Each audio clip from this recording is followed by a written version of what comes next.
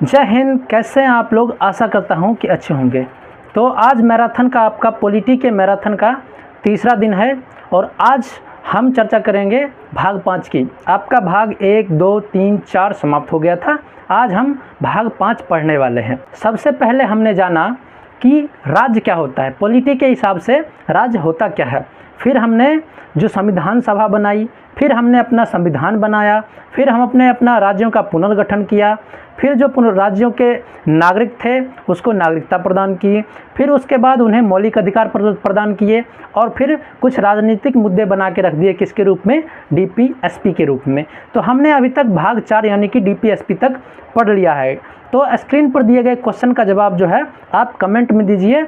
आपने यदि गौर से पढ़ा होगा तो आपको इसका जवाब जरूर मालूम होगा। आप कमेंट में फटाफट दीजिए।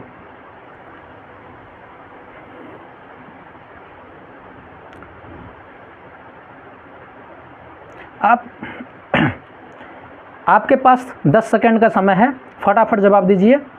10, 9, 8, 7, 6, 5, 4, 3, 2, 1 जी। तो ऑप्शन आपका सी राइट आंसर हो जाएगा इस क्वेश्चन का। तो आप देख लीजिए आपने क्या आंसर दिया है। और अब हम बात करते हैं भाग 5 की। भाग 5 में आपको संघ की चर्चा है। संघ में कौन कौन सी चीज़ें होती हैं, जैसे संघ में हमारे राष्ट्रपति आते हैं, उपराष्ट्रपति आते हैं, मंत्रिमंडल आता है, संसद आता है, लोकसभा आता है, राज्यसभा आता है, सुप्रीम कोर्ट आता है, सीएजी आता है। तो इन सब के बारे में हम अभी अध्ययन करेंगे। किसमें? भाग 5 में। भाग 5 में अनुच्छेद 52 से लेके अनुच्छेद 151 तक है। जी हाँ प्यारे साथियों, भाग 5 में कहाँ से कहाँ तक है? तो अनुच्छेद 52 से लेकर अनुच्छेद 51 तक है भाग 5 में। भाग 5 में सबसे पहले हम पढ़ेंगे राष्ट्रपति को, फिर उपराष्ट्रपति को, फिर मंत्रिपरिषद जिसमें आपको प्रधानमंत्री और उप प्रधानमंत्री आएंगे, फिर संसद को, संसद के अंदर लोकसभा को, राज्यसभा को, उसके बाद सुप्रीम कोर्ट को और सबसे लास्ट में आपका आ जाएगा सीएजी। और इतना पढ़ने के बाद आपका जो है भाग 5 समाप्त हो जाएगा। तो सबसे पहले हम चर्चा करते हैं राष्ट्रपति की। तो राष्ट्रपति की चर्चा अनुच्छेद 52 से लेके अनुच्छेद 61 तक है। जी हाँ प्यारे साथियों, राष्ट्रपति की चर्चा भारतीय संविधान के भाग 5 में अनुच्छेद 52 से लेके अनुच्छेद 61 तक है, जिसका एक छोटा सा ट्रिक है, पकानी कोका द्वयोदशम। जी हाँ प्यारे साथियों, पकानी कोका द्वयोदशम, जिसमें प से हो जाएगा राष्ट्रपति का पद, क से हो जाएगा राष्ट्रपति कार्यपालिका का औपचारिक प्रधान होगा, नी से हो जाएगा राष्ट्रपति का निर्वाचन, कोका से हो जाएगा, को से हो जाएगा कोटा और का से हो जाएगा राष्ट्रपति का कार्यकाल, द्वयो से हो जाएगा आपका राष्ट्रपति का पुनः निर्वाचन और योग्यता, दशम से हो जाएगा राष्ट्रपति की दशा एवं शर्तें, स से शपथ और म से महाभियोग हो जाएगा। यदि मैं अनुच्छेद वाइज ये देखूं तो अनुच्छेद 52 में आपका राष्ट्रपति का पद है। अनुच्छेद 53 के अनुसार राष्ट्रपति कार्यपालिका का औपचारिक प्रधान होते हैं। अनुच्छेद 54 के अनुसार राष्ट्रपति का निर्वाचन होता है। अनुच्छेद 55 में राष्ट्रपति के कोटा की चर्चा है। अनुच्छेद 56 में राष्ट्रपति के कार्यकाल की चर्चा है। अनुच्छेद 57 के अनुसार राष्ट्रपति का पुनः निर्वाचन होता है। अनुच्छेद 58 में राष्ट्रपति की क्या है?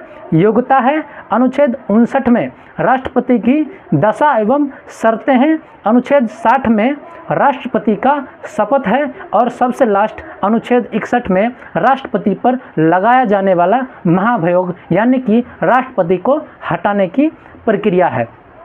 तो अनुच्छेद 52 से लेके अनुच्छेद 61 तक जो है राष्ट्रपति की चर्चा है। सबसे पहला अनुच्छेद देखते हैं हम, अनुच्छेद 52। अनुच्छेद 52 में राष्ट्रपति का पद दिया गया है। राष्ट्रपति का पद हमारे संविधान में ब्रिटेन से लिया गया है। राष्ट्रपति जो है देश का औपचारिक प्रमुख होता है। देश का वास्तविक प्रमुख कौन होता है? वो प्रधानमंत्री होता है हमारे देश में। हमारे देश में देश का वास्तविक प्रमुख कौन है? प्रधानमंत्री है। सेम ऐसा ब्रिटेन में, इसीलिए हमने ब्रिटेन में राजा रानी होते हैं और हमारे देश में देश का प्रमुख कौन होता है? तो वो राष्ट्रपति होता है। अनुच्छेद 53 में कार्यपालिका का औपचारिक प्रधान, कार्यपालिका का औपचारिक प्रधान कौन होता है? राष्ट्रपति। राष्ट्रपति जहां भी आएगा वो औपचारिक प्रधान, औपचारिक प्रमुख ही बनेगा। वास्तविक कौन बनते हैं? वास्तविक प्रधानमंत्री होते हैं। अनुच्छेद 53 के अनुसार राष्ट्रपति कार्यपालिका के औपचारिक प्रधान होते हैं, यानी कि फॉर्मेलिटी वाले, बिना उनके हस्ताक्षर के कोई भी काम नहीं होगा। लेकिन सारा कुछ पास करवा के कौन लाएंगे? प्रधानमंत्री। उनको सूचना कौन देंगे? प्रधानमंत्री। उनको सजेशन कौन देंगे? प्रधानमंत्री। बस राष्ट्रपति क्या करेंगे? उस पर हस्ताक्षर करेंगे उस कार्य पे। आर्टिकल 54 के अनुसार राष्ट्रपति का निर्वाचन होता है। राष्ट्रपति का निर्वाचन एकल संक्रमणीय अनुपातिक पद्धति द्वारा होता है। अब एकल संक्रमणीय अनुपातिक पद्धति में मुख्य दो बिंदु है। पहला, जो वोटर है, जो वोट देने जा रहा है, वो जितने भी कैंडिडेट हैं सबको वोट देगा, पहली बात। दूसरी बात, जो कम वोट वाले कैंडिडेट होंगे, यानी कि जिसके पास कम वोट आएगा वो ज़्यादा वोट वाले कैंडिडेट को अपना वोट दे देगा। यह होता है एकल संक्रमणीय अनुपातिक पद्धति। राष्ट्रपति का चुनाव एक अप्रत्यक्ष चुनाव है, यानी कि राष्ट्रपति के चुनाव में जिनको जनता चुनती है वो राष्ट्रपति का चुनाव करते हैं। डायरेक्ट जनता राष्ट्रपति के चुनाव में इन्वॉल्व नहीं होता है। जनता जैसे राज्यसभा मेंबर को चुनती है, लोकसभा मेंबर को चुनती है, विधानसभा मेंबर को चुनती है, और ये सारे मेंबर आपस में वोट डाल के किसको बनाते हैं? राष्ट्रपति को बनाते हैं, राष्ट्रपति के चुनाव में हिस्सा लेते हैं। अब यदि ऐसी कंडीशन आ जाए कि प्रथम चरण के मतगणना में दोनों कैंडिडेट का जो वोट है वो बराबर हो जाए, अब इस स्थिति में जो है द्वितीय चरण की क्या होगी? मतगणना होगी। द्वितीय चरण की मतगणना मात्र एक ऐसे राष्ट्रपति हैं वी गिरी एकमात्र ऐसे राष्ट्रपति हैं जो द्वितीय चरण की मतगणना में क्या हुए थे? विजयी हुए थे, जिनके समय में क्या हुई थी? द्वितीय चरण की मतगणना हुई थी। अब राष्ट्रपति के निर्वाचक मंडल की यदि हम चर्चा करें तो राष्ट्रपति के निर्वाचक मंडल में राज्यसभा आता है, लोकसभा आता है और विधानसभा आता है। क्या होता है? राज्यसभा आता है, लोकसभा आता है और विधानसभा। पहला राज्यसभा और लोकसभा ये तो पूरे देश का होता है। सभी राज्यों के विधानसभा और कुछ यूटी जैसे कि दिल्ली हो गया, जैसे हमारा पुदुचेरी हो गया और जम्मू कश्मीर, इन सब के पास विधानसभा है, तो ये सारे और सभी राज्यों की विधानसभा और राज्यसभा लोकसभा मिलकर क्या करते हैं? राष्ट्रपति के चुनाव में हिस्सा लेते हैं। अब बात करते हैं राष्ट्रपति के चुनाव में हिस्सा कौन नहीं लेते हैं। विधान परिषद, मात्र 6 राज्यों में अभी तक विधान परिषद है, तो विधान परिषद के जो सदस्य होते हैं वो राष्ट्रपति के चुनाव में हिस्सा नहीं लेते हैं, क्योंकि विधान परिषद सभी राज्यों में अवेलेबल नहीं है, इसीलिए केवल विधानसभा के मेंबर ही राष्ट्रपति के चुनाव में हिस्सा लेते हैं। और राज्यसभा में राष्ट्रपति 12 सदस्यों को मनोनीत करते हैं। अब जिसको राष्ट्रपति ने खुद मनोनीत किया है, क्या वो राष्ट्रपति के चुनाव में हिस्सा लेगा? नहीं लेगा, क्योंकि जिसको अगर राष्ट्रपति मान लीजिए मनोनीत करेंगे 12 सदस्यों को, तो वो 12 सदस्य उसी को वोट देंगे जिसने उन्हें मनोनीत किया है। तो उस हिसाब से 12 मनोनीत सदस्य जो राज्यसभा के होते हैं वो राष्ट्रपति के चुनाव में हिस्सा नहीं लेते हैं। 2 एंग्लो इंडियन जिन्हें राष्ट्रपति लोकसभा में मनोनीत करते हैं वो भी राष्ट्रपति के चुनाव में हिस्सा नहीं लेते हैं। नेक्स्ट बात करें यदि हम जमानत राशि की, तो जो कैंडिडेट राष्ट्रपति के चुनाव में खड़ा होता है, राष्ट्रपति का चुनाव लड़ता है, उसे आरबीआई में 15,000 रुपये जमानत राशि के रूप में जमा करना पड़ता है। यदि उस कैंडिडेट को कुल वोट का 1/6 भाग नहीं प्राप्त होता है तो उसकी जमानत राशि जमा हो जाती है। 1/6 भाग से कम प्राप्त हुआ, उसकी जमानत जब्त हो जाती है, उसकी जो जमानत राशि है वो आरबीआई लौटा के नहीं देती है। अब हम बात करते हैं अनुच्छेद 55 का, जिसमें राष्ट्रपति का कोटा दिया गया है। बस आपको याद रख लेना है कि अनुच्छेद 55 में राष्ट्रपति के कोटा की चर्चा है, इससे ज़्यादा आपको इससे क्वेश्चन नहीं पूछा जाएगा। नेक्स्ट आपका है अनुच्छेद 56। अनुच्छेद 56 में राष्ट्रपति के कार्यकाल की चर्चा है। राष्ट्रपति का कार्यकाल 5 साल का होता है। अमेरिका के राष्ट्रपति का कार्यकाल कितने साल का है? 4 साल का। और हमारे देश में राष्ट्रपति का कार्यकाल कितने साल का होता है? 5 साल का होता है।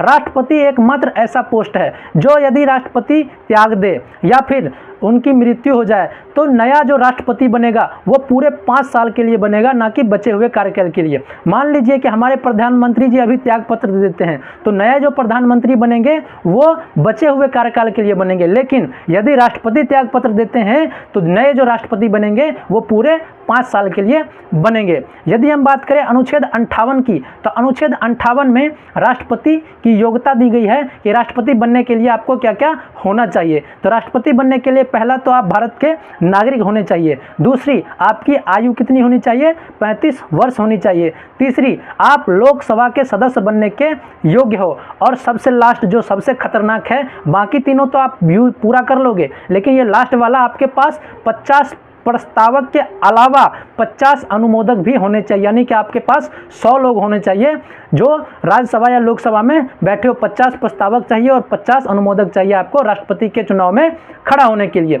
नेक्स्ट आपका आर्टिकल 59, जिसमें राष्ट्रपति की दशा एवं शर्तें, वो कैसी दशा होनी चाहिए और क्या क्या शर्त है। तो पहला, पागल या दिवालिया नहीं होना चाहिए, जो राष्ट्रपति के चुनाव में खड़ा होगा वो पागल नहीं होना चाहिए, दूसरा दिवालिया नहीं होना चाहिए, और तीसरा है आपका लाभ के पद पे ना हो, यानी कि किसी भी लाभ के पद पे नहीं होना चाहिए, जैसे सरकारी नौकरी वगैरह में नहीं होना चाहिए। और संसद या फिर विधानमंडल का सदस्य, यानी कि राज्यसभा, लोकसभा, विधानसभा और विधान परिषद में से किसी का भी सदस्य नहीं होना चाहिए। अनुच्छेद 60 में राष्ट्रपति की शपथ दी गई है। राष्ट्रपति को शपथ कौन दिलाते हैं, तो सुप्रीम कोर्ट के जो चीफ जस्टिस होते हैं, मुख्य न्यायाधीश होते हैं, वो राष्ट्रपति को क्या दिलाते हैं, शपथ दिलाते हैं। अनुच्छेद 61 में राष्ट्रपति पर महाभियोग, जी हाँ प्यारे साथियों, अनुच्छेद 61 में किसकी चर्चा है, राष्ट्रपति पर महाभियोग। महाभियोग की प्रक्रिया अमेरिका से लाई गई है। कहाँ से लाई गई है, अमेरिका से लाई गई है। राष्ट्रपति पर जो महाभियोग है वो किसी भी सदन से शुरुआत की जा सकती है, यानी कि या तो राज्यसभा से शुरू हो सकती है या तो लोकसभा से शुरू हो सकती है, लेकिन जिस सदन से शुरू होगी उस सदन के कुल सीटों का 1/4 से अनुमोदन होना चाहिए इसे शुरू करने के लिए, और इसे पारित करने के लिए 2/3 मतों से क्या होना चाहिए, पारित होना चाहिए राष्ट्रपति का जो महाभियोग है। राष्ट्रपति का महाभियोग जब एक सदन से दूसरे सदन में भेजा जाता है तो दूसरे सदन में भेजने से 14 दिन पूर्व, 14 दिन पहले राष्ट्रपति को क्या देनी होगी, सूचना देनी होगी कि हम आप पे महाभियोग लगा रहे हैं और आपको जो ये इस सदन से पारित होकर अब हम दूसरे सदन में इसको भेज रहे हैं राष्ट्रपति पर महाभियोग की। तो इसमें इंपॉर्टेंट बात है कि जब राष्ट्रपति पे महाभियोग लगता है तो वो किसी भी सदन से प्रारंभ हो सकता है। दूसरा इंपॉर्टेंट बात है, जब प्रारंभ होगा तो 1/4 मतों से प्रारंभ होगा और 2/2 मतों से जो है आपका पारित होगा। तो ये था राष्ट्रपति से संबंधित जो महत्वपूर्ण अनुच्छेद हैं। अब एक बार रैपिड में देखते हैं कि राष्ट्रपति से संबंधित अनुच्छेद कौन कौन से हैं। आर्टिकल 52 राष्ट्रपति का पद, आर्टिकल 53 कार्यपालिका का औपचारिक प्रदान, आर्टिकल 54 राष्ट्रपति का निर्वाचन, आर्टिकल 55 राष्ट्रपति का कोटा, आर्टिकल 56 राष्ट्रपति का कार्यकाल, आर्टिकल 57 राष्ट्रपति का पुनर्निर्वाचन, आर्टिकल 58 राष्ट्रपति की योग्यता, आर्टिकल 59 राष्ट्रपति की दशा एवं शर्तें, आर्टिकल 60 राष्ट्रपति की शपथ और आर्टिकल 61 में क्या है, राष्ट्रपति पर महाभियोग। ये था राष्ट्रपति और राष्ट्रपति से संबंधित अनुच्छेद। अब हम राष्ट्रपति की कुछ शक्तियों के बारे में चर्चा करेंगे कि राष्ट्रपति के पास कौन कौन सी शक्तियां हैं। तो राष्ट्रपति के पास यानी कि कई सारी प्रकार की शक्तियां हैं, उनके पास विभिन्न प्रकार की शक्तियां हैं, जैसे कि सैन्य शक्ति है राष्ट्रपति के पास, राजनीतिक शक्ति है राष्ट्रपति के पास, न्यायिक शक्ति है राष्ट्रपति के पास और आपातकालीन शक्तियां भी राष्ट्रपति के पास हैं। तो यदि हम बात करें सैन्य शक्ति की, तो हमारे जो देश के राष्ट्रपति होते हैं वो तीनों सेनाओं के क्या होते हैं, प्रमुख होते हैं। तीनों सेनाओं, चाहे वो थल सेना हो, चाहे वो जल सेना हो, चाहे वो वायु सेना हो, तीनों सेनाओं के प्रमुख कौन होते हैं, राष्ट्रपति होते हैं। और तीनों सेनाओं के प्रमुख होने के नाते वो किसी भी देश से युद्ध शुरू करने या फिर युद्ध विराम की घोषणा करते हैं। दूसरा उनकी शक्ति आती है राजनीतिक शक्ति। इस शक्ति के अंतर्गत राष्ट्रपति जो हमारे देश के राजदूत होते हैं उन्हें दूसरे देश में भेजते हैं एवं जो दूसरे देश के राजपूत होते हैं उन्हें अपने देश में आने की अनुमति देते हैं राजनीतिक शक्ति का प्रयोग करके। तीसरी शक्ति है राष्ट्रपति की न्यायिक शक्ति। राष्ट्रपति की न्यायिक शक्ति की चर्चा अनुच्छेद 72 में है। अनुच्छेद 72 में राष्ट्रपति की क्षमादान शक्तियां हैं। कौन सी शक्तियां हैं, क्षमादान शक्तियां हैं। अनुच्छेद 72 का प्रयोग करके राष्ट्रपति 5 प्रकार से किसी भी सजा को माफ कर सकते हैं। पहला, या तो बिल्कुल ही क्षमा कर दे, यानी कि सजा को पूरा ही माफ कर दे। दूसरा आपका होता है लघुकरण। लघुकरण के अंतर्गत राष्ट्रपति क्या करते हैं, सजा की प्रकृति को चेंज कर देते हैं, जबकि समय समय को कम नहीं करते हैं। जैसे आपको फांसी की सज़ा यदि हो जाती है और आप राष्ट्रपति के पास क्या लगाते हैं, याचिका लगाते हैं, तो राष्ट्रपति आपकी फांसी की सज़ा की प्रकृति चेंज करके आपको उम्र कैद की सज़ा दे सकते हैं। यदि आपको 10 साल की कठोर सज़ा हो जाती है, कठोर कारावास हो जाता है, तो आप राष्ट्रपति के पास याचिका लगाते हैं, तो राष्ट्रपति लघुकरण का प्रयोग करके जो है आपकी कठोर कारावास को 10 साल के साधारण कारावास में बदल सकते हैं। अब तीसरी शक्ति आती है, तीसरी क्षमादान शक्ति है उनके पास, प्रतिहार। प्रतिहार का प्रयोग करके राष्ट्रपति क्या करते हैं, समय को कम करते हैं, प्रकृति को चेंज नहीं करते हैं। प्रतिहार फांसी पे नहीं लगता है। प्रतिहार में समय कैसे कम होता है, मान लीजिए कि अदालत ने आपको सज़ा सुना दी कि आपको 10 साल का कठोर कारावास होना है, तो राष्ट्रपति प्रतिहार का प्रयोग करके उसे 5 साल के कठोर कारावास में तब्दील कर सकते हैं। नेक्स्ट आपका आता है राष्ट्रपति की जो क्षमादान शक्ति है, उसमें चौथी क्षमादान शक्ति है विराम। इसका प्रयोग करके राष्ट्रपति, मान लीजिए किसी कैदी का या किसी अपराधी का स्वास्थ्य खराब हो गया, तो उसकी सज़ा पे क्या लगा सकते हैं, विराम लगा सकते हैं कि भाई अभी इसको इतने दिन का रेस्ट दे दो, फिर आगे इतने दिन के बाद इसकी जो सज़ा है वो कंटिन्यू करेंगे। सबसे लास्ट आपका आता है प्रतिलंबन। यदि किसी व्यक्ति को फांसी की सज़ा हो जाती है, मान लीजिए कि सुप्रीम कोर्ट ने आदेश दे दिया कि भाई इस व्यक्ति को 21 सितंबर को क्या दे दो, फांसी दे दो, तो राष्ट्रपति क्या करेंगे कि भाई इसकी 21 सितंबर को ना दे के इसको राष्ट्रपति प्रतिलंबन शक्ति का प्रयोग करके उसकी फांसी को 21 अक्टूबर को कर सकते हैं, 20 अक्टूबर को कर सकते हैं। तो ये थी राष्ट्रपति की कौन सी शक्तियां, क्षमादान शक्तियां। अब ध्यान देने वाली बात यह है कि राष्ट्रपति सिविल और सेना दोनों के कोर्ट की सज़ा को माफ़ कर सकते हैं।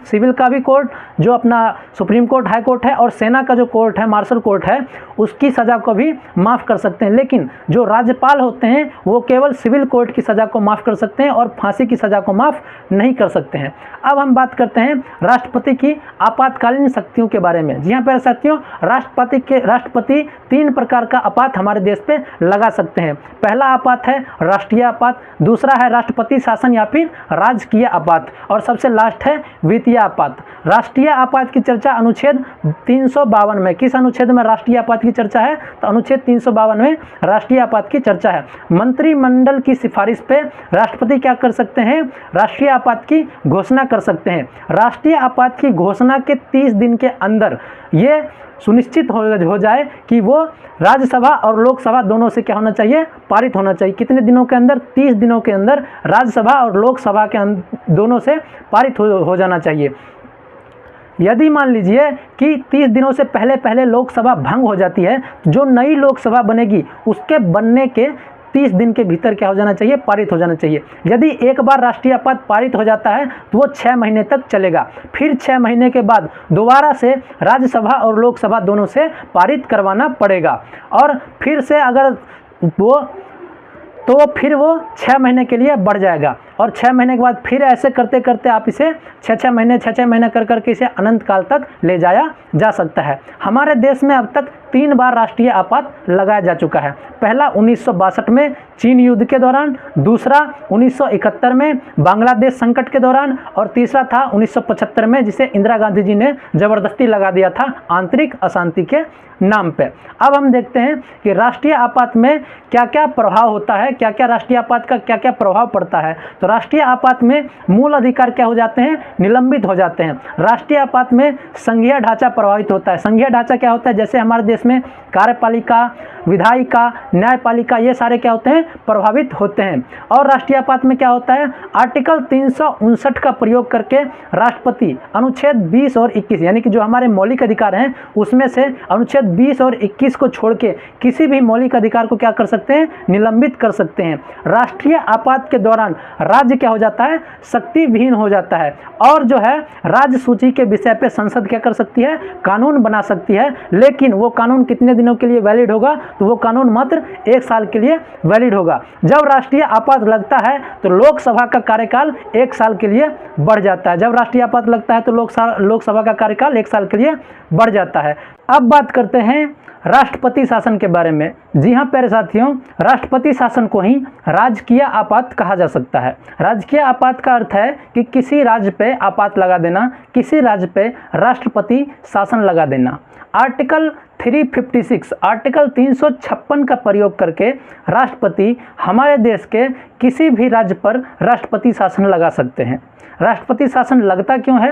तो जब संवैधानिक ढांचा विफल हो जाता है, जब जो है संवैधानिक ढांचा विफल हो जाता है तो राष्ट्रपति क्या करते हैं, यानी कि किसी राज्य के द्वारा संवैधानिक ढांचा का उल्लंघन किया जाता है तो राष्ट्रपति उस राज्य पर राष्ट्रपति शासन लगा देते हैं। अब ये संवैधानिक ढांचा का उल्लंघन करना क्या होता है? तो हमारे संविधान के अनुच्छेद 355 में कहा गया है कि प्रत्येक राज्य संविधान के अनुरूप कार्य करेगा, यानी कि कोई भी ऐसा काम नहीं करेगा जो संविधान में नहीं हो या फिर जो संविधान के खिलाफ हो, कोई भी राज्य ऐसा काम नहीं करेगा। और हमारे संविधान का आर्टिकल 365 कहता है कि राज्य केंद्र सरकार द्वारा, यानी कि राज्य सरकार केंद्र सरकार द्वारा दिए गए दिशा निर्देशों को फॉलो करेगा, यानी कि दिए गए दिशा निर्देशों का पालन करेगा। यदि आर्टिकल 355 या फिर आर्टिकल 365 का उल्लंघन होता है तो उसे संवैधानिक ढांचा विफल होना या फिर संवैधानिक ढांचा का उल्लंघन मान लिया जाएगा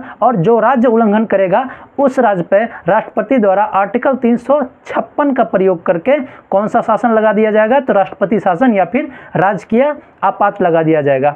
इसका अनुमोदन राज्यसभा और लोकसभा के द्वारा 60 दिनों में किया जाता है, यानी कि यदि आज राष्ट्रपति घोषणा कर देते हैं कि इस राज्य पे राष्ट्रपति शासन लगाया जाता है तो उसके 60 दिन के भीतर राज्यसभा और लोकसभा दोनों से अनुमोदन प्राप्त होना अनिवार्य है। और राष्ट्रपति घोषणा कब करते हैं? जब मंत्री परिषद की सलाह पर राष्ट्रपति क्या करते हैं?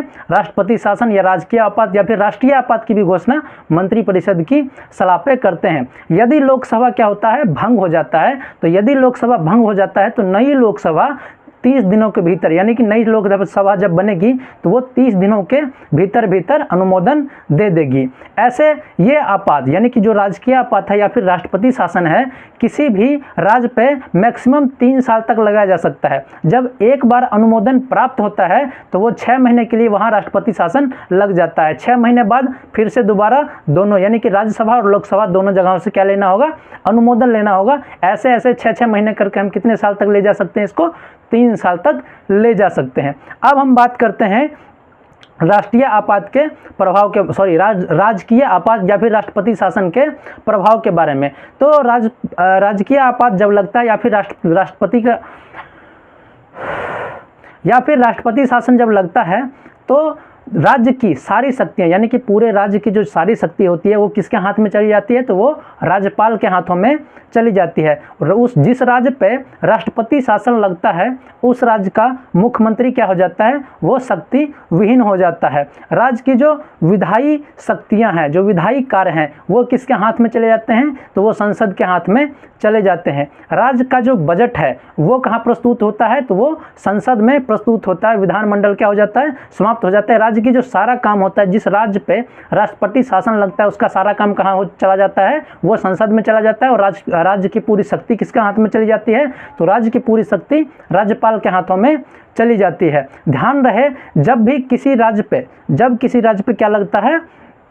राष्ट्रपति शासन या फिर राजकीय आपात लगता है तो उस राज्य के हाई कोर्ट पे कोई प्रभाव नहीं पड़ता है। हाई कोर्ट नियमित रूप से अपना कार्य करती है। सबसे पहली बार कहाँ लगाया गया था राजकीय आपात या फिर राष्ट्रपति शासन? पंजाब में लगाया गया था 1952 में। 1952 में सबसे पहले राजकीय आपात लगाया गया था पंजाब में। उसके बाद जम्मू एंड कश्मीर एकमात्र ऐसा इकलौता राज्य है जिस पे 3 साल से ज़्यादा तक क्या लगाया गया था? राजकीय आपात या फिर राष्ट्रपति शासन लगाया गया था। और जब 3 साल से बहुत ज़्यादा एक्सीड हो गया था तो उसे क्या बना दिया गया? केंद्र शासित प्रदेश बना दिया गया, जिसका शासन कौन करते हैं? अब केंद्र के हाथों में जम्मू एंड कश्मीर का क्या है? शासन है। अब नेक्स्ट आपका आ जाता है वित्तीय आपात। वित्तीय आपात अमेरिका से लिया गया है, जबकि जो आपका राष्ट्रपति शासन है और जो राष्ट्रीय आपात है ये दोनों कहाँ से लिए गए हैं? ये दोनों जर्मनी से लिए गए हैं। और वित्तीय आपात आपका अमेरिका से लिया गया है। वित्तीय आपात की चर्चा हमारे संविधान के आर्टिकल 360 में है। किसमें है?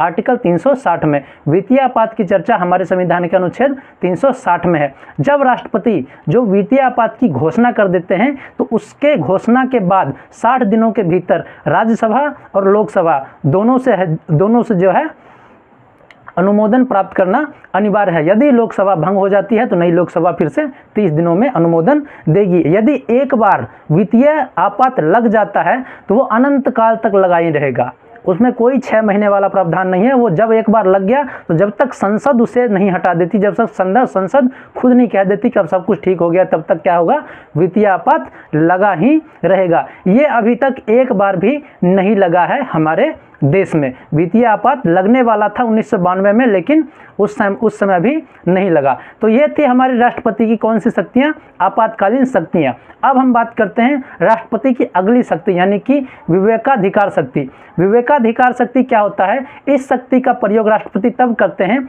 जब किसी भी पार्टी को क्या नहीं प्राप्त होता है, बहुमत नहीं प्राप्त हो पाता है। मान लीजिए कि लोकसभा का चुनाव हुआ, उसमें 3 पार्टियों ने चुनाव लगा कि हम भी हैं, हम भी हैं, हम भी हैं, और तीनों में से किसी को भी बहुमत प्राप्त नहीं होता है। तो राष्ट्रपति तीनों में से किसी भी पार्टी के नेता को, यानी कि राष्ट्रपति की जिसकी इच्छा होगी उस पार्टी के नेता को क्या घोषित कर देंगे, प्रधानमंत्री घोषित कर देंगे, बशर्ते उसके 30 दिनों के भीतर। यानी राष्ट्रपति जिस पार्टी के नेता को क्या घोषित करेंगे, प्रधानमंत्री घोषित कर देंगे। घोषित करने के 30 दिन के भीतर क्या हो जाना चाहिए, 30 दिन के भीतर उस पार्टी द्वारा बहुमत सिद्ध कर देना चाहिए, या फिर गठबंधन करके करिए या महागठबंधन करके, लेकिन क्या 30 दिनों के भीतर क्या हो जाना चाहिए, बहुमत साबित हो जाना चाहिए। बहुमत सिद्ध करना होगा कितने दिनों के भीतर, 30 दिनों के भीतर। तो ये पावर थी राष्ट्रपति की विवेकाधिकार शक्ति। नेक्स्ट आता है राष्ट्रपति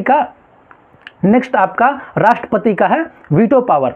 वीटो पावर क्या होता है प्यारे साथियों? वीटो पावर 3 प्रकार के होते हैं। राष्ट्रपति के पास 3 प्रकार की वीटो पावर है। नंबर 1 अत्यंतकारी वीटो। कौन सा? अत्यंतकारी वीटो। नंबर 2 आपका है निलंबकारी वीटो, और तीसरा आपका है जेवी वीटो। अत्यंतकारी वीटो क्या होता है? यदि कोई विधेयक राष्ट्रपति के पास गया और उन्होंने खारिज कर दिया, डायरेक्ट बोला नहीं ये ठीक नहीं है, बस कैंसिल। अब सोचिए कि कोई विधेयक राज्यसभा से पास हुआ, लोकसभा से पास हुआ, सबकी सहमति थी, और राष्ट्रपति के पास गया और राष्ट्रपति ने उसे समाप्त कर दिया। तो ये अच्छा ठीक नहीं था, ये चीज़ ठीक नहीं थी हमारे देश के लिए, क्योंकि देश क्या है, जनता का है, लोकतांत्रिक देश है। तो वहाँ जो जनता के प्रतिनिधि हैं उन्होंने जिसको ठीक बोला है वो ठीक है, और राष्ट्रपति इकलौते होकर वो क्या कर देते थे, खारिज कर देते थे। इसीलिए इस शक्ति को खत्म कर दिया, यानी अत्यंतकारी वीटो अब समाप्त हो गया है। पहले अत्यंतकारी वीटो हुआ करता था। दूसरा है निलंबकारी वीटो। निलंबकारी वीटो क्या होता है? यदि कोई विधेयक राष्ट्रपति के पास पहुंचता है हस्ताक्षर के लिए, तो राष्ट्रपति उसको बोलेंगे एक बार इस पर दोबारा विचार कीजिए और लौटा देंगे। उसमें क्या होगी, देरी पैदा होगी। तो देरी पैदा होगी, इसीलिए उसको कौन सा वीटो बोलते हैं, इसलिए उसको निलंबकारी वीटो बोलते हैं। तीसरा आपका है पॉकेट या फिर जेबी वीटो। इसमें क्या करते हैं, राष्ट्रपति के पास कोई विधेयक आता है तो उस पर ना ही वो साइन करते हैं और ना ही लौटाते हैं, ना ही साइन करेंगे और ना ही लौटाएंगे। तो वो खुद वहीं उन्हीं के टेबल पे पड़ा पुराना हो जाएगा। और उसको इस पावर को हम क्या कहते हैं, जेबी वीटो। अब इसका कोई टाइम बॉन्डिंग ही नहीं, भाई हस्ताक्षर करने भेजा, राष्ट्रपति ने हस्ताक्षर किया नहीं, ना भी लौटाया है, ऐसा कोई टाइम बॉन्डिंग नहीं है। तो राष्ट्रपति क्या कर लेते हैं, इसको रखे रहने देते हैं और फिर पुराना हो जाता है। तो इस प्रकार से वो जेबी वीटो का प्रयोग करते हैं। अब है राष्ट्रपति की फाइनल शक्ति, विशेषाधिकार शक्ति। इसमें राष्ट्रपति को कुछ विशेष अधिकार प्राप्त हैं, जैसे कि राष्ट्रपति पे किसी प्रकार का दीवानी मुकदमा चलाया जा सकता है, परंतु फौजदारी का मुकदमा नहीं चलाया जा सकता। दीवानी मुकदमा क्या होता है? रुपये पैसे का मुकदमा। राष्ट्रपति जब अपने कार्यकाल में है, जैसे जो राष्ट्रपति अभी अपने उसके कार्यकाल के दौरान सिर्फ दीवानी मुकदमा चलाया जा सकता है, फौजदारी का मुकदमा नहीं चलाया जा सकता है, जो कि अनुच्छेद 14 का उल्लंघन है। अनुच्छेद 14 कहता है कि विधि के समक्ष समानता, यानी कि विधि के सामने, कानून के सामने सब बराबर है। लेकिन राष्ट्रपति के संबंध में यह बात गलत साबित हो जाती है, क्योंकि राष्ट्रपति पे फौजदारी का मुकदमा नहीं चलाया जा सकता। तो ये थे आपका राष्ट्रपति के पॉइंट। यहाँ पे आपका राष्ट्रपति का जो आपका पॉइंट है राष्ट्रपति का, वो समाप्त हो जाता है। अब हम बात करते हैं उपराष्ट्रपति की।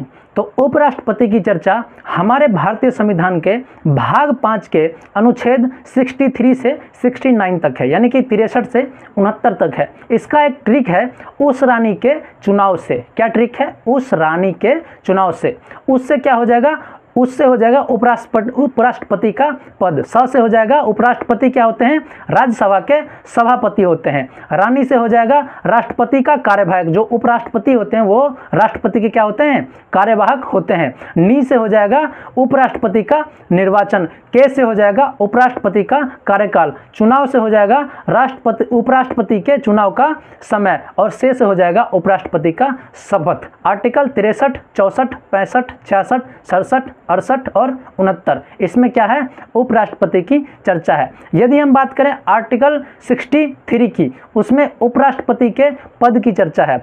उपराष्ट्रपति का पद कहां से लिया गया है, तो वो अमेरिका से लिया गया है। राष्ट्रपति का पद ब्रिटेन से लिया गया है और उपराष्ट्रपति का पद कहां से लिया गया है, वो अमेरिका से लिया गया है। आर्टिकल 64 कहता है कि उपराष्ट्रपति राज्यसभा के क्या होंगे, सभापति होंगे। उपराष्ट्रपति राज्यसभा के क्या होंगे, सभापति होंगे। उपराष्ट्रपति राज्यसभा के सभापति होंगे, लेकिन उपराष्ट्रपति राज्यसभा के सदस्य नहीं होते हैं। उपराष्ट्रपति राज्यसभा के सभापति होंगे, लेकिन उपराष्ट्रपति राज्यसभा के सदस्य नहीं होंगे। अनुच्छेद 65 कहता है राष्ट्रपति की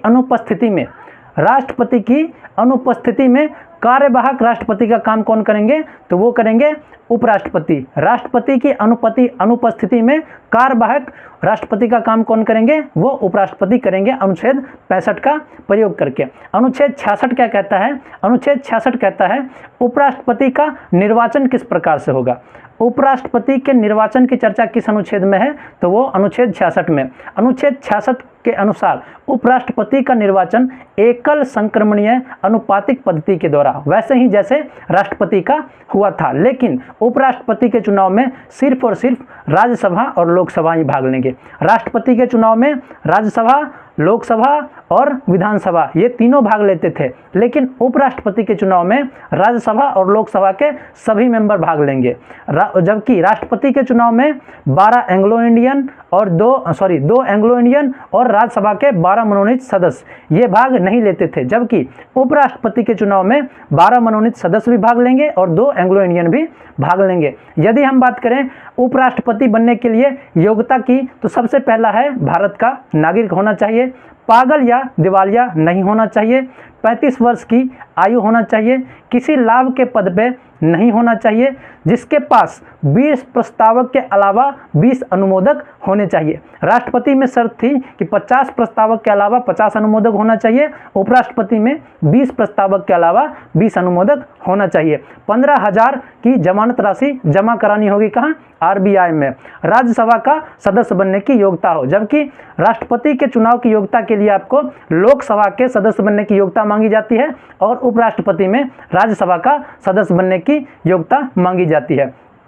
यदि मैं बात करूं आर्टिकल 67 की, तो आर्टिकल 67 में उपराष्ट्रपति का कार्यकाल है। उपराष्ट्रपति का नॉर्मल कार्यकाल 5 साल का होता है। उपराष्ट्रपति पर महाभियोग लगाकर उसे हटाया जा सकता है, जबकि यदि हम बात करें उपराष्ट्रपति पर महाभियोग, तो वो राज्यसभा से ही शुरू होगा। कहाँ से शुरू होगा, राज्यसभा से शुरू होगा, लोकसभा से शुरू नहीं होगा। जबकि राष्ट्रपति पर जो महाभियोग लगाया जाता था वो दोनों सदनों में से किसी सदन से भी शुरू हो सकता था, लेकिन जब उपराष्ट्रपति पे महाभियोग लगाया जाएगा तो केवल और केवल राज्यसभा से शुरू होगा, क्योंकि जो उपराष्ट्रपति होते हैं वो राज्यसभा के सभापति होते हैं। उपराष्ट्रपति पे महाभियोग शुरू करने के लिए 1/4 से क्या होगा, शुरू होगा महाभियोग, और 2/3 से क्या होगा, पारित होगा। और लोकसभा में भेजने से 14 दिन पूर्व क्या होगी, उपराष्ट्रपति को क्या होगा, सूचना देना पड़ेगा। अनुच्छेद 68 में कहा गया है उपराष्ट्रपति के चुनाव का समय। प्यारे दोस्तों, राष्ट्रपति के चुनाव में 6 महीने का समय दिया जाता है कि 6 महीने के भीतर राष्ट्रपति का चुनाव हो जाना चाहिए, लेकिन उपराष्ट्रपति के चुनाव का कोई समय दिया नहीं गया है। बस ये कह दिया गया है कि जल्दी से जल्दी, यथाशीघ्र, जितना जल्दी हो सके उतना जल्दी उपराष्ट्रपति का चुनाव करा लिया जाए। आर्टिकल 69 में, आर्टिकल 69 में शपथ की चर्चा है। किसके शपथ की, उपराष्ट्रपति के शपथ की चर्चा। उपराष्ट्रपति को शपथ कौन दिलाते हैं? तो उपराष्ट्रपति को शपथ राष्ट्रपति दिलाते हैं। तो ये उपराष्ट्रपति का टॉपिक आपका यहाँ पे समाप्त होता है। अब राष्ट्रपति और उपराष्ट्रपति से संबंधित कुछ अनुच्छेद, इंपॉर्टेंट अनुच्छेद को देख लेते हैं। अनुच्छेद 71, अनुच्छेद 71 कहता है कि राष्ट्रपति और उपराष्ट्रपति के विवाद कहाँ देखे जाएंगे? तो वो सुप्रीम कोर्ट में देखे जाएंगे। यदि कोई विवाद राष्ट्रपति के खिलाफ या फिर उपराष्ट्रपति के खिलाफ होता है तो वो सीधे सुप्रीम कोर्ट में देखा जाएगा। अनुच्छेद 72 में राष्ट्रपति की क्षमादान शक्ति है। अनुच्छेद 72 में कैसे, जो राष्ट्रपति की क्षमादान शक्ति है, जो मैंने अभी थोड़ी देर पहले आपको बताया है, तो अनुच्छेद 72 में राष्ट्रपति की क्षमादान शक्ति है। अनुच्छेद 73 के अनुसार संघ की कार्यपालिका को आसान बनाने के लिए राष्ट्रपति जो है उसके संबंध में कानून बना सकते हैं, यानी कि संघ की कार्यपालिका के संबंध में राष्ट्रपति कानून बना सकते हैं आर्टिकल 73 का प्रयोग करके। आर्टिकल 74 कहता है कि राष्ट्रपति के सलाह के लिए एक मंत्री परिषद होगा। क्या कहता है आर्टिकल 74? राष्ट्रपति की सलाह के लिए एक मंत्री परिषद होगा। तो अब मंत्री परिषद क्या होता है, आइए जानते हैं मंत्री परिषद के बारे में। अनुच्छेद 75 के अनुसार मंत्रियों की नियुक्ति जो है वो प्रधानमंत्री की सलाह पे राष्ट्रपति करते हैं, यानी कि किसकी सलाह पे? सब कुछ का कर्ता धर्ता कौन है? वो प्रधानमंत्री है। प्रधानमंत्री बताएंगे कि किसको कौन सा विभाग देना है, किसको कौन सा मंत्री परिषद देना है, किसको कौन सा मंत्रालय देना है, ये कौन बताएंगे? प्रधानमंत्री बताएंगे। तो प्रधानमंत्री की सलाह पे नियुक्ति कौन करता है? मंत्रियों की नियुक्ति करते हैं राष्ट्रपति। क्वेश्चन पूछा जाएगा कि मंत्रियों की नियुक्ति कौन करते हैं? तो वो राष्ट्रपति करते हैं।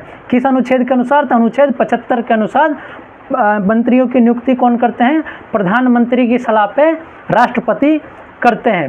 अब हम बात करते हैं मंत्री परिषद की। प्यारे साथियों, दो टर्म हमारे सामने देखने को मिलता है। पहला मंत्री परिषद, दूसरा मंत्रिमंडल। मंत्री परिषद क्या होता है, मंत्रिमंडल क्या होता है? सबसे पहले चर्चा करते हैं हम मंत्री परिषद की।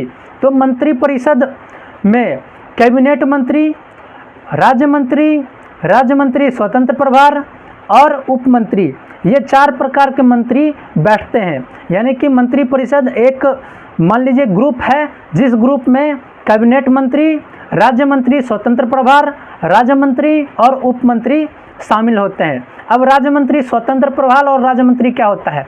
प्यारे साथियों, जिस मंत्रालय में कैबिनेट मंत्री होता है तो कैबिनेट मंत्री के नीचे का पद है राज्य मंत्री उसी मंत्रालय में, और जिस मंत्रालय में कैबिनेट मंत्री नहीं होता है, सीधे राज्य मंत्री होता है, तो वो राज्य मंत्री स्वतंत्र प्रभार कहलाता है।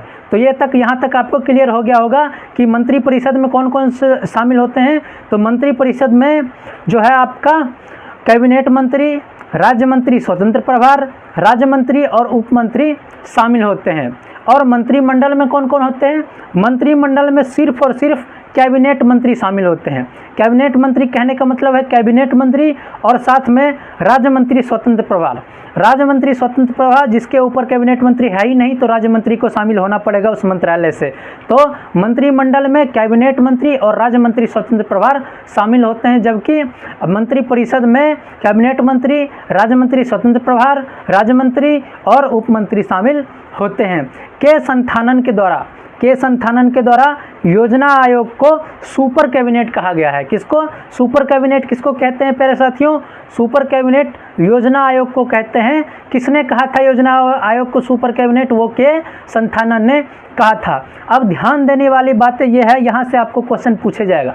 अब तक तो जो था मंत्री परिषद के बारे में एक छोटा सा लेक्चर था, अब क्वेश्चन यहाँ से पूछा जाएगा, जो मंत्री परिषद को कौन सा विभाग दिया जाए, यानी कि किस मंत्री को कौन सा विभाग दिया जाए, ये किस पर डिपेंड करता है? प्रधानमंत्री के ऊपर डिपेंड करता है। प्रधानमंत्री किसी भी मंत्री को कोई सा भी विभाग दे सकते हैं, लेकिन जो हमारा मंत्री परिषद होता है वो लोकसभा के प्रति उत्तरदायी होता है, यानी कि वो लोकसभा को जवाब देगा कि हमारा मंत्रालय ऐसा ऐसा ऐसा काम कर रहा है। देखिए प्यारे साथियों, और जो मंत्री व्यक्तिगत रूप से, यानी कि जो मंत्री होते हैं वो व्यक्तिगत रूप से राष्ट्रपति के प्रति उत्तरदायी होते हैं। अब इसको याद कैसे रखना है प्यारे साथियों? मंत्री परिषद क्या है? एक ग्रुप है। मंत्री परिषद ग्रुप है और लोकसभा भी क्या है? ग्रुप है। तो मंत्री परिषद लोकसभा के प्रति उत्तरदायी होती है। और मंत्री व्यक्तिगत रूप से, यानी कि मंत्री एक कोई आदमी होगा, वो राष्ट्रपति के प्रति, राष्ट्रपति भी हमारे देश के एकमात्र नागरिक हैं, तो वो एक दूसरे जो आपका मंत्री है वो व्यक्तिगत रूप से राष्ट्रपति के प्रति उत्तरदायी होते हैं। मंत्री परिषद लोकसभा के प्रति उत्तरदायी होती है और जो मंत्री है वो व्यक्तिगत रूप से राष्ट्रपति के प्रति उत्तरदायी होते हैं। अब बात करते हैं हम प्रधानमंत्री की। तो प्रधानमंत्री योजना आयोग, राष्ट्रीय विकास परिषद, मंत्रिमंडल और मंत्रिपरिषद के क्या होते हैं? अध्यक्ष होते हैं।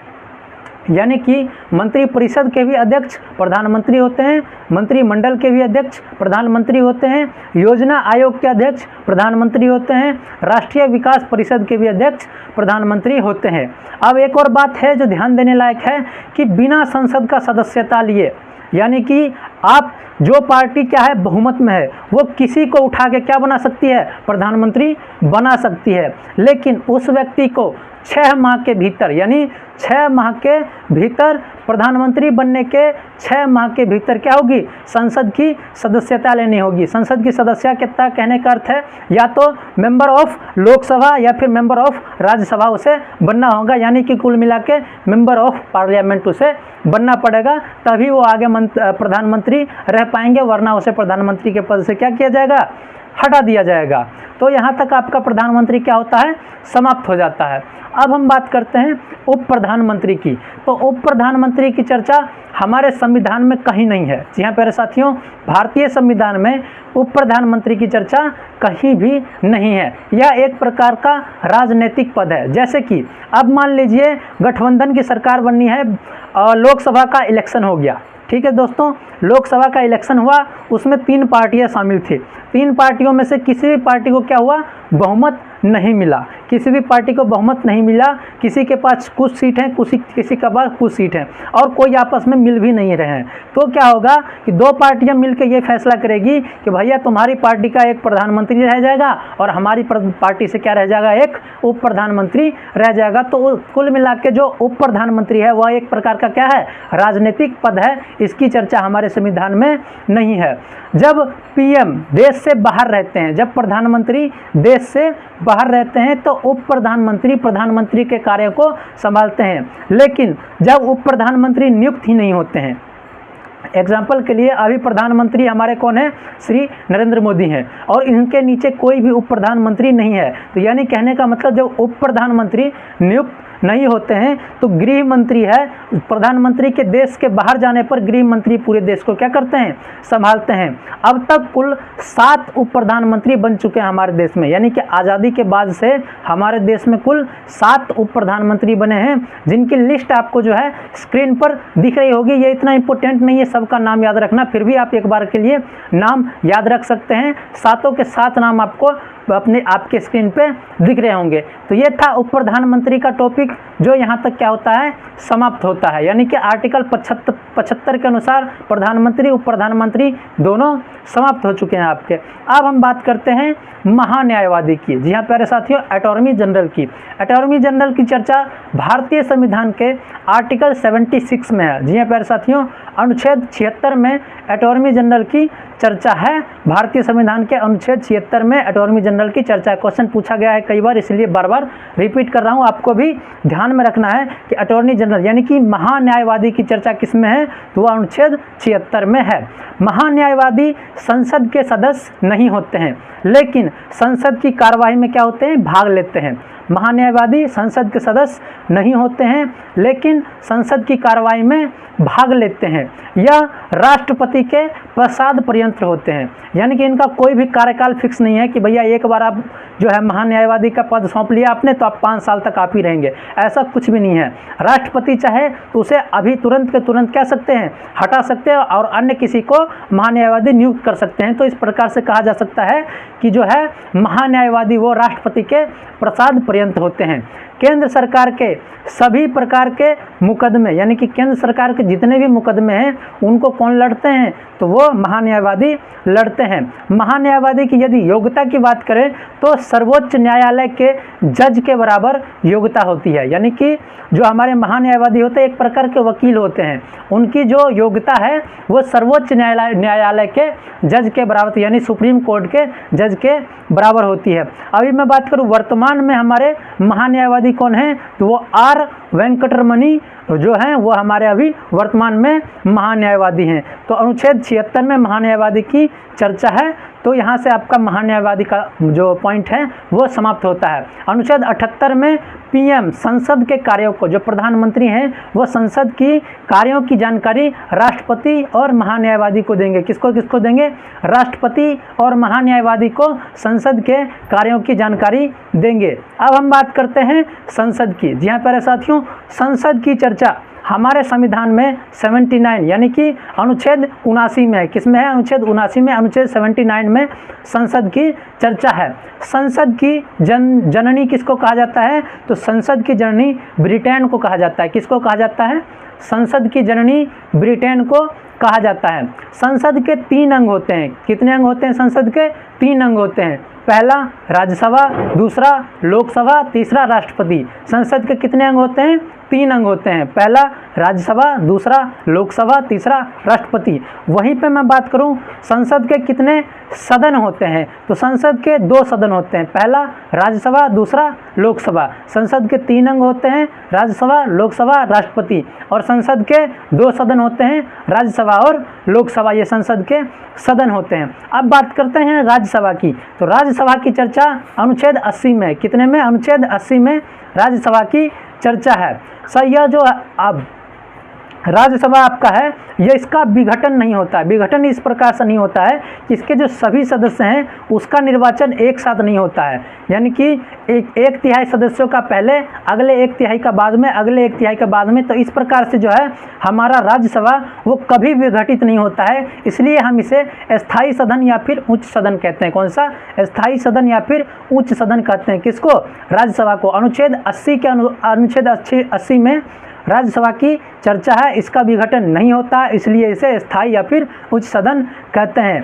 इसमें जनता भाग नहीं लेती है। जो राज्यसभा के सदस्यों का चुनाव होता है उसमें जनता भाग नहीं लेती है, इसलिए इसे अप्रत्यक्ष सदन भी कहते हैं। इसमें अप्रत्यक्ष मतदान होता है, इसलिए अप्रत्यक्ष सदन भी इसे कहा जाता है। इसमें मंत्रिमंडल जो है वो भाग नहीं लेते हैं। यानी कि जो हमारा मंत्रिमंडल के सदस्य होते हैं, चाहे वो कैबिनेट मंत्री हो, चाहे वो राज्य मंत्री स्वतंत्र प्रभार हो, तो वो राज्यसभा में सदस्य नहीं हो, भाग नहीं लेते हैं। वो राज्यसभा के सदस्य तो हो सकते हैं लेकिन राज्यसभा में भाग नहीं लेते हैं। वो लोकसभा में भाग लेते हैं, जो मंत्रिमंडल के सदस्य होते हैं।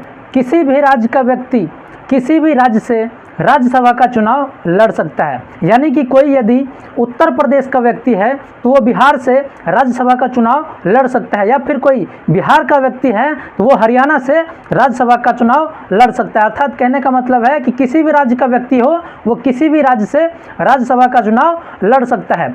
अनुच्छेद 80 के क के तहत, यानी कि अनुच्छेद 80 के ए के तहत जो राष्ट्रपति हैं, हमारे भारत के राष्ट्रपति, वो राज्यसभा में 12 सदस्यों को मनोनीत करते हैं। वो ऐसे सदस्य होते हैं जो कला, विज्ञान या फिर साहित्य में क्या होते हैं? निपुण होते हैं, विशेषज्ञ होते हैं। ऐसे 12 सदस्यों को राज्यसभा में राष्ट्रपति क्या करते हैं? मनोनीत करते हैं। अनुच्छेद 80 के क का प्रयोग करके राज्यसभा के सदस्यों का कार्यकाल 6 वर्ष का होता है। कितने वर्ष का? राज्यसभा के सदस्यों का कार्यकाल 6 वर्ष होता है, जबकि राज्यसभा का कोई कार्यकाल नहीं होता है। वहीं पर लोकसभा के सदस्यों का भी कार्यकाल 5 वर्ष होता है और लोकसभा का कार्यकाल भी 5 वर्ष ही होता है। लोकसभा के सदस्यों का कार्यकाल 5 वर्ष, लोकसभा का कार्यकाल 5 वर्ष। वहीं राज्यसभा के सदस्यों का कार्यकाल 6 वर्ष, राज्यसभा का कोई कार्यकाल नहीं होता है। राज्यसभा के सदस्यों का चुनाव प्रत्येक 2 साल पर 1 तिहाई सदस्यों का, जी हाँ प्यारे साथियों, प्रत्येक 2 साल पर राज्यसभा के 1 तिहाई सदस्यों का क्या होता है? चुनाव होता है। इसीलिए जो है राज्यसभा कभी विघटित नहीं होती है। राज्यसभा के सीट की अधिकतम संख्या की यदि मैं बात करूं तो राज्यसभा की अधिकतम सीट 250 है, जिसमें से 5 सीट पाकिस्तान ऑक्युपाइड कश्मीर के लिए, POK के लिए हमने रिजर्व रख रखी है। वर्तमान में हमारी कुल 245 सीटें हैं। यदि मैं बात करूं राज्यसभा के निर्वाचित सीटों की तो 12 मनोनीत सदस्य हो गए, यानी कि कुल सीट है 245, 12 आपके हैं मनोनीत सदस्य। तो यानी 245 में से यदि हम 12 को माइनस करते हैं तो 233। तो राज्यसभा में कुल निर्वाचित सीट की यदि मैं बात करूं तो वो 233 हैं, और कुल सीट की बात करूं तो वो 250 हैं, और वर्तमान में कुल सीट की बात करूं तो वो 245 हैं। अब हम बात करते हैं राज्यसभा के सदस्य बनने की योग्यता क्या क्या है, यानी कि आप में क्या क्या खूबियां होनी चाहिए ताकि आप जो है राज्यसभा के सदस्य बन सको। तो पहला, आप भारत के नागरिक होने चाहिए। जी हाँ प्यारे साथियों, यदि आपको राज्यसभा का सदस्य बनना है तो आप भारत के नागरिक होने चाहिए। दूसरा, पागल या फिर दिवालिया नहीं होना चाहिए। तीसरा आपका है, आप किसी लाभ के पद पे नहीं होने चाहिए। आपकी कम से कम उम्र 30 वर्ष होनी चाहिए, यानी कि मिनिमम आयु कितनी मांगी गई है राज्यसभा का सदस्य होने के लिए, मिनिमम आयु जो है वो 30 वर्ष होना चाहिए। इसीलिए जो है राज्यसभा को शिक्षितों और वृद्धों का सदन कहा जाता है, क्योंकि इसमें जो आयु मिनिमम आयु मांगी गई है वो 30 साल मांगी गई है। इसलिए शिक्षितों और वृद्धों का सदन किसे कहा जाता है, तो राज्यसभा को शिक्षितों और वृद्धों का सदन कहा जाता है। अब बात करते हैं हम राज्यसभा की शक्तियों के बारे में। तो राज्यसभा की शक्तियां, उपराष्ट्रपति पर जब भी महाभियोग शुरू होगा तो वो राज्यसभा से शुरू होगा। लोकसभा भंग हो जाए तो आपातकाल का जो अनुमोदन होगा वो राज्यसभा से होगा। 249 अनुच्छेद 249 के तहत राज्य सूची में जितने विषय हैं उन पर कानून बनाने का अधिकार राज्यसभा लोकसभा को देता है। अनुच्छेद 312 का प्रयोग करके यूपीएससी जैसी सेवाओं का सृजन करना यानी निर्माण करना राज्यसभा और लोकसभा दोनों मिलकर करती हैं, अनुच्छेद 312 का प्रयोग करके। अब हम बात करते हैं राज्यसभा की कमियों के बारे में। बजट जो है वो हमेशा लोकसभा में प्रस्तुत होता है और 14 दिन से ज्यादा राज्यसभा उसे नहीं रोक सकता है। मान लीजिए कि लोकसभा में बजट प्रस्तुत हुआ और राज्यसभा को वो अच्छा नहीं लगा कि भाई ये बजट ठीक नहीं है, इसको हम अनुमोदन देंगे ही नहीं, और राज्यसभा ने रोक के रखा है। जब 14 दिन हो जाएगा तो राज्यसभा के अनुमति के बगैर वो बजट क्या हो जाएगा, पास हो जाएगा। मतलब राज्यसभा को बजट के मामले में कोई भी शक्ति नहीं है। बजट जैसा भी आएगा राज्यसभा को मानना होगा मानो, नहीं मानना होगा मानो, नहीं मानो।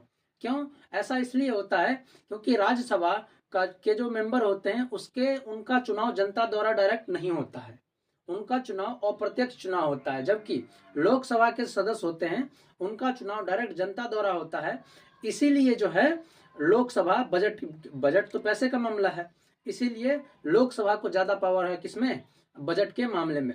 दूसरा है मंत्री परिषद राज्यसभा में नहीं बैठते हैं, यानी जो भी मंत्री परिषद, आपको मैंने बताया कि मंत्री परिषद में कैबिनेट मंत्री, राज्य मंत्री, स्वतंत्र प्रभार और जो है आपका राज्य मंत्री और उप मंत्री, ये सभी शामिल होते हैं। और ये कहाँ बैठते हैं, ये लोकसभा में बैठते हैं, राज्यसभा में नहीं बैठते हैं। तीसरा है संयुक्त अधिवेशन में लोकसभा का संख्या बल ज्यादा होना। प्यारे साथियों, संयुक्त अधिवेशन की चर्चा आर्टिकल 108 में हम डिटेल से करेंगे।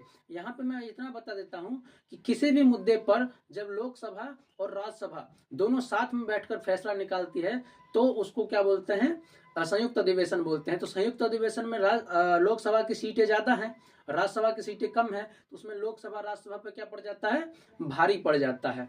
अब बात करते हैं हम लोकसभा की। यहाँ से तक आपका जो है राज्यसभा समाप्त हो जाता है। अब हम चर्चा करेंगे लोकसभा की। लोकसभा की जो चर्चा है वो हमारे भारतीय संविधान के अनुच्छेद 81 में है। किसमें? अनुच्छेद 81 में। लोकसभा की चर्चा भारतीय संविधान के अनुच्छेद 81 में है। लोकसभा हर 5 वर्ष पर क्या हो जाता है, विघटित हो जाता है, यानी नई सरकार बनती है, हर 5 वर्ष पर फिर से लोकसभा बनता है, तो हर 5 वर्ष पर लोकसभा विघटित हो जाता है। इसलिए इसे अस्थायी या फिर निम्न सदन भी कहते हैं। इसीलिए अस्थायी यदि पूछेगा अस्थायी सदन किसे कहते हैं तो वो लोकसभा को कहते हैं, या फिर निम्न सदन किसे कहते हैं तो वो भी लोकसभा को कहते हैं। इसमें बहुमत के आधार पर जो है वो प्रधानमंत्री बनते हैं, यानी कि लोकसभा का जो मेंबर है उसमें जिस पार्टी का बहुमत होगा उसका प्रधानमंत्री बनेगा। मंत्री परिषद लोकसभा में ही बैठते हैं। अभी मैंने थोड़ी देर पहले बताया मंत्री परिषद कहाँ बैठते हैं, लोकसभा में ही बैठते हैं। इसका चुनाव जनता द्वारा डायरेक्ट होता है, यानी लोकसभा का जो चुनाव होता है वो जनता के द्वारा डायरेक्ट होता है, इसीलिए इसे प्रत्यक्ष सदन भी कहा जाता है। प्रत्यक्ष सदन किसको बोलते हैं? लोकसभा को प्रत्यक्ष सदन या फिर जनता का सदन भी कहा जाता है। इसमें कोई भी व्यक्ति लोकसभा का चुनाव किसी भी राज्य से लड़ सकता है। किसी भी राज्य का व्यक्ति राज्यसभा और लोकसभा दोनों का चुनाव किसी भी दूसरे राज्य से भी लड़ सकता है। अब लोकसभा में एक व्यक्ति जो है लोकसभा का चुनाव 2 सीटों से लड़ सकता है, यानी 2 जगहों से एक ही व्यक्ति लोकसभा का चुनाव लड़ सकता है। यदि वो दोनों जगहों से जीत जाता है तो उसको एक जगह पे इस्तीफा देना होगा, और जिस जगह पे वो इस्तीफा देगा वहां का सीट खाली हो जाएगा, तो वहां पे क्या होगा, वहां पे उपचुनाव होगा। यदि मैं बात करूं लोकसभा के लिए क्या योग्यता होनी चाहिए, यानी मेंबर ऑफ लोकसभा बनने के लिए क्या योग्यता होनी चाहिए, उसके लिए भारत का नागरिक होना चाहिए, पागल या फिर दिवालिया नहीं होना चाहिए, और आयु मिनिमम आयु कितनी होनी चाहिए, 25 वर्ष होनी चाहिए। राज्यसभा में मिनिमम आयु कितनी थी, 30 वर्ष। लोकसभा में कितनी है, 25 वर्ष। इसलिए राज्यसभा को क्या कहा जाता है, वृद्धों का सदन कहा जाता है, और लोकसभा को युवाओं का सदन कहा जाता है। लोकसभा को कौन सा सदन कहा जाता है, युवाओं का सदन। युवाओं का सदन किसको कहा जाता है, तो वो लोकसभा को कहा जाता है। अब ध्यान देने वाली बात यह है कि जो आपका संवैधानिक संशोधन होगा, जो आपका संविधान में संशोधन किया जाएगा, उसमें लोकसभा और राज्यसभा दोनों की शक्तियां क्या होगी, बराबर होगी। दोनों को 2/3 मत से क्या करना होगा, अनुमोदन देना होगा संविधान संशोधन वाले मुद्दे पे। संविधान संशोधन के मुद्दे पे संयुक्त अधिवेशन नहीं आता है, क्योंकि संयुक्त अधिवेशन में लोकसभा का संख्या बल ज्यादा होता है, तो लोकसभा अपने हिसाब से कार्रवाई कर लेगी। इसीलिए संवैधानिक संशोधन के मुद्दे पे संयुक्त अधिवेशन नहीं आता है। संवैधानिक संशोधन के मुद्दे पर लोकसभा और राज्यसभा दोनों की शक्तियां क्या होती हैं, समान होती हैं। आइए हम लोकसभा और राज्यसभा को एक नजर में देखते हैं। सबसे पहले देखते हैं राज्यसभा और लोकसभा को। राज्यसभा विघटित नहीं होती है, जबकि लोकसभा 5 साल में विघटित हो जाती है। राज्यसभा स्थायी या फिर उच्च सदन कहलाता है, लोकसभा अस्थायी या फिर निम्न सदन कहलाता है। राज्यसभा जो है अप्रत्यक्ष सदन कहलाता है, लोकसभा प्रत्यक्ष सदन कहलाता है। राज्यसभा शिक्षितों का सदन राज्यसभा को कहते हैं, जनता का सदन लोकसभा को कहते हैं, वृद्धों का सदन राज्यसभा को कहते हैं, युवाओं का सदन लोकसभा को कहते हैं। राज्यसभा को द्वितीय सदन कहते हैं, लोकसभा को प्रथम सदन कहते हैं। राज्यसभा में मंत्री नहीं बैठते हैं, लोकसभा में मंत्री बैठते हैं। राज्यसभा में 12 मनोनीत सदस्य होते हैं जो राष्ट्रपति के द्वारा मनोनीत किए जाते हैं, और राज्यसभा में 2 एंग्लो इंडियन होते हैं जो राष्ट्रपति जी के द्वारा मनोनीत किए जाते हैं। तो ये था आपका लोकसभा। यहां से आपका लोकसभा का टॉपिक समाप्त होता है। जो लोकसभा के बारे में इंपोर्टेंट जानकारी थी वो मैंने दे दी। अब हम कल की डेट में बात करेंगे संसद की कार्रवाई, लोकसभा की सीटें, संयुक्त अधिवेशन पे चर्चा करेंगे हम। बजट, हमारे संविधान में बजट की कहाँ पे चर्चा है वो चर्चा करेंगे। हमारे संविधान में सुप्रीम कोर्ट के लिए क्या क्या प्रावधान है, सुप्रीम कोर्ट की चर्चा कहाँ है, किस अनुच्छेद में, इसकी चर्चा करेंगे। साथ ही जो आपका CAG होता है उसके बारे में हम चर्चा करेंगे कल। तो कल आपके टॉपिक हो जाएंगे संसद की कार्रवाई, संयुक्त अधिवेशन, बजट, सुप्रीम कोर्ट और CAG। तो आज का लेक्चर आपका यहीं पे होता है समाप्त। अब आपसे हम मिलते हैं नेक्स्ट लेक्चर में। यदि आपने हमें अभी तक टेलीग्राम और व्हाट्सएप चैनल पे फॉलो नहीं किया है तो टेलीग्राम व्हाट्सएप चैनल पे फॉलो कर लीजिए। साथ ही हमें फेसबुक और इंस्टाग्राम पेज पे जुड़ जाइए हमारे साथ, जहाँ पे हम छोटे छोटे जो आपके हैं वो सजेशन वाली वीडियो, सजेशन कहने का मतलब है उसमें कुछ फायदेमंद चीजें जो डालते हैं, कुछ ऐसा क्वेश्चन जो प्रीवियस ईयर में पूछा गया हो उस पर हम शॉर्ट वीडियो बना के डालते हैं, उससे संबंधित 5 से 10 क्वेश्चन आपको हम बता देते हैं एक शॉर्ट में। तो वहां से आपको कुछ जानकारी मिलेगी। तो इसलिए हमारे फेसबुक और इंस्टाग्राम पेज से भी जुड़ जाइए, जिसका लिंक आपको डिस्क्रिप्शन में मिल जाएगा। तो मिलते हैं आपसे नेक्स्ट लेक्चर में, तब तक के लिए जय हिंद, जय भारत।